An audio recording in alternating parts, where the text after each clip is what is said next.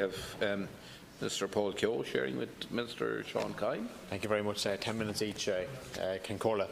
First of all, Concorla, I'm delighted to have the opportunity to speak here tonight, and both at home and abroad, members of the Defence Forces continue to serve our nation with pride and distinction.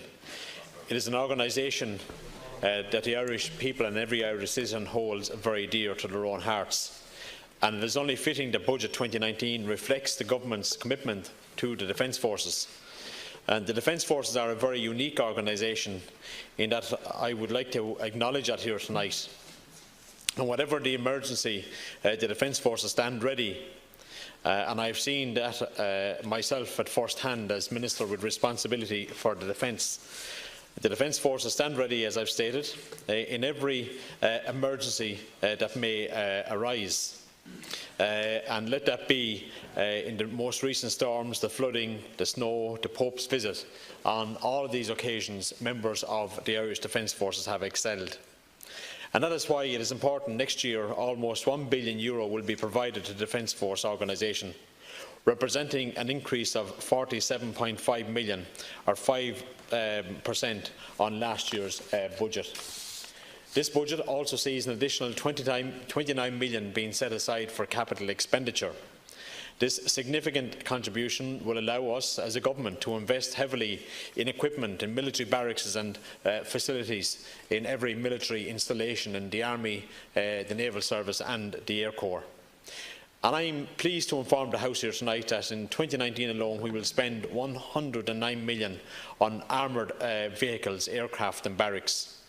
Additionally, I have invested over 11 million in the acquisition of other armoured vehicles to increase force protection for the protection of the personnel of the Irish Defence Forces serving overseas.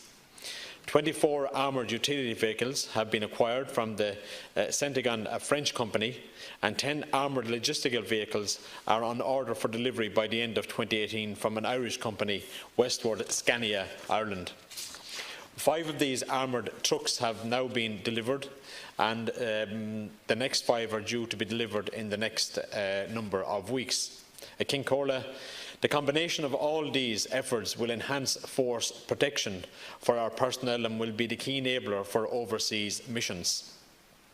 The level of capital funding in Budget 2019 will allow the Defence Organisation to undertake a programme of sustained equipment replacement and infrastructural development across the Army, the Air Corps and the Naval Service, as identified and prioritised in the Defence White Paper 2015, and ensure that the Defence Forces have the capabilities necessary to deliver on all the roles assigned by Government.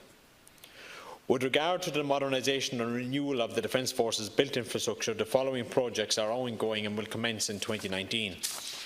The Ordnance Storage Facilities in the Defence Forces Training Centre at the Kehoe Camp, County Kildare, training facilities in Sarsfields Barracks, Limerick and Stevens Barracks, Kilkenny, in gyms and gym equipment, accommodation facilities in the Defence Forces Training Centre in Kehoe, the Kehoe Camp and the Kehoe Barracks in Dublin, accommodation upgrade and casement aerodrome Baldonnel, County Dublin, catering facilities and costume barracks in Athlone, and the upgrade of fuel safety system in the naval base Hull-Bolan. And there are many other projects that will begin in 2019. The 2019 allocation will allow the Defence Forces personnel to continue to meet Government commitments on our overseas peace support missions. As of the 1st of October 2018, Ireland is contributing 616 personnel to many different missions throughout the world, including the deployment of Naval Service personnel engaged in the Naval Service EU Naval Mission Operation Sophia in the Mediterranean.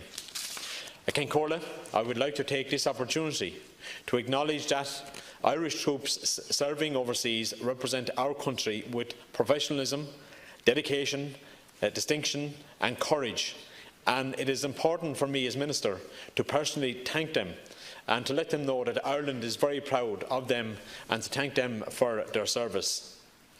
But while I as Minister am proud of our investment in equipment, we will continue to invest in our people, the men and women of Óglaigh na hÉireann.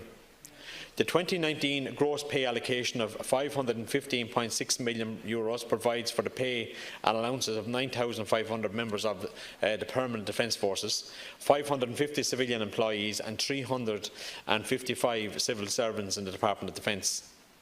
Budget 2019 also provides for an extra €6 million to continue increases in the Defence Forces pay as provided for under the Public Service Stability Programme. This runs parallel with a range of other mechanisms under pay is being addressed. The Public Service Stability Agreement 2018-2020 provides for the increase in pay ranging from 6.2% to 7.4% over the lifetime of the agreement. The first increase due from the 1st of January 2018 has been paid to the PDF personnel, and a second increase has been applied for the 1st of October 2018. Further increases in pay are scheduled for 2019 and 2020. New entrants in the Defence Forces will also benefit for the measures recently announced relating to the amendments in the pay scales for the new entrant public servants recruited since the 1st of January 2011. And as I mentioned, an allocation of over €6 million has been provided in the 2019 estimate to meet these increases. I also want to mention the ongoing work in the Public Service Pay Commission, which at my request is prioritising issues such as recruitment and retention within the Defence Forces. And following a joint submission from military management and civil and military management, and I look forward to the Pay Commission submitting its proposals, which will form the basis for moving forward. Budget 2019 also demonstrates our ongoing commitment to veterans and their families. Some €10 million increased funding is being provided for the area of pensions.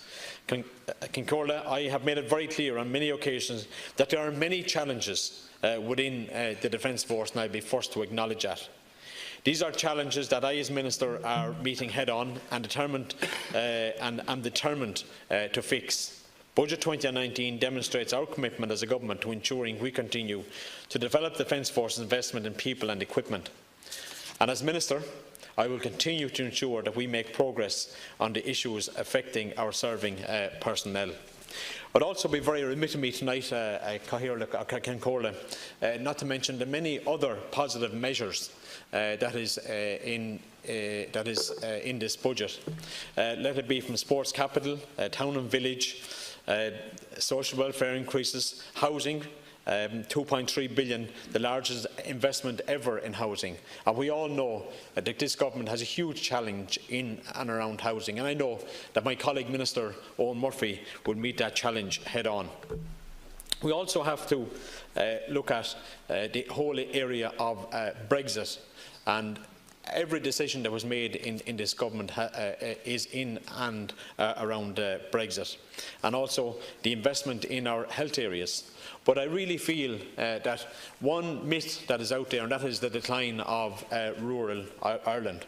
And just this week, I was happy to announce, in conjunction with Minister Michael Ring, funding for my own constituency in the town and village areas. And when you see parishes and villages receiving from 30,000 up to 200,000, like Barntown in County Wexford, 100,000, Blackwater 200,000, Clongeen 100,000, Galbally 100,000, Cornacuddy 32,000, Ferns 99,000, Kilmore 200,000, Murntown 74,000, Salt Mills 85,000, Cortown River Chapel 197,000, Fedard 82,000 and Askamore 63,999.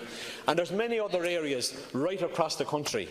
And like, you know, when the opposition are talking about the decline of rural Ireland, I would ask them to look deep into their hearts and ask them, was their government able to, previous governments able to announce such funding into small villages and parishes right around this country? And that is parallel with the sports capital grants. And I was delighted to be in Blackwater on Sunday morning, where the government invested well over 100,000 into their local GA club for the good of the youth of that parish. And there's many other examples right across the country.